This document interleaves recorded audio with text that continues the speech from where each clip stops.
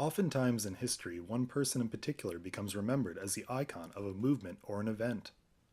For example, most people think of George Washington first when they think of the American Revolution, or Rosa Parks or Martin Luther King when they think of the mid-20th century civil rights movement.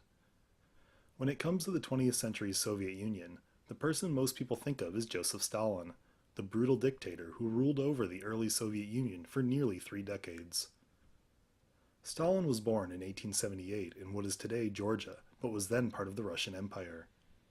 Though originally a student at the local seminary for the Georgian Orthodox Church, Stalin was expelled in 1899 and soon after became active in the Marxist underground in Russia.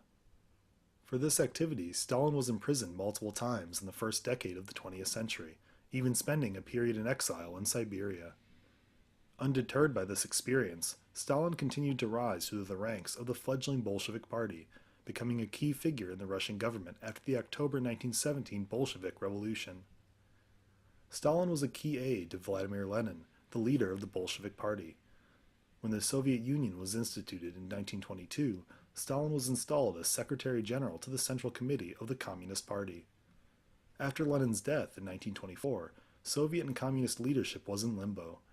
Through complex and often backroom political maneuvering, Stalin won out against his rivals within the party by 1928, many of whom he soon imprisoned and/or exiled.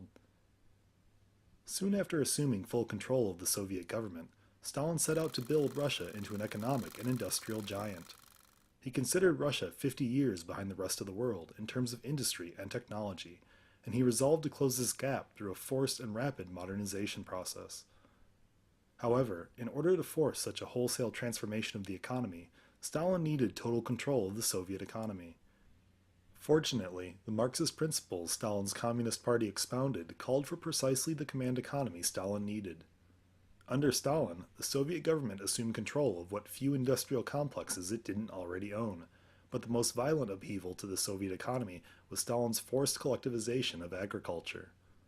At the time of Stalin's rise to power, the Soviet Union was still a predominantly farming-based society. In order to create a labor pool for Russian industry and have direct control over the Soviet food supply, Stalin seized ownership of millions of farms. Those farmers who resisted were forced into exile or summarily executed. This brutal treatment was not restricted to uncooperative farmers. Stalin maintained a firm grip on power through terrorizing millions of Soviets and even Communist Party members. A secret police force roamed the Soviet countryside and cities, rooting out enemies of the revolution who were exiled or imprisoned for the smallest action or offhand comment that could be construed as anti-Soviet or anti-communist. In the late 1930s, for example, Stalin instituted the Great Purge, which he claimed was to rid the Communist Party of subversive and foreign agents, but in reality targeted thousands of Stalin's political enemies and rivals.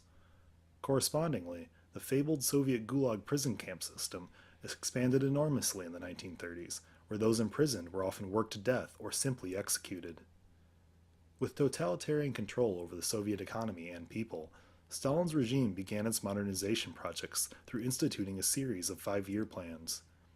The 5-year plans set relatively outrageous goals for everything, from total goals for each sector of the economy to individual expected outputs from each factory.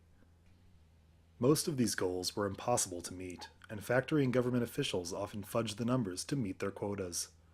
Conditions in these factories were terrible for the workers, who were often paid in food rations and were worked to the bone. With the forced industrialization of Russia in full swing, Stalin looked to expand Soviet influence outward into territory the Russian Empire had lost after World War I.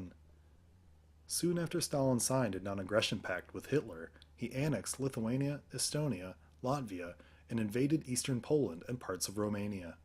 He also invaded Finland. However, when Hitler broke the pact and invaded the Soviet Union in 1941, Stalin allied with the British and French and later the Americans.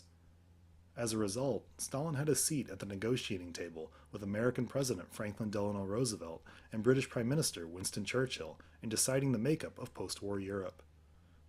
Through keen negotiating skills, Stalin expanded the Soviet Union when the Western countries recognized Soviet possession of the states Stalin had annexed and invaded during the chaos of World War II. Additionally, the Soviet Union gained control of several Eastern European states, which Stalin claimed it needed as a buffer from future Central European aggression.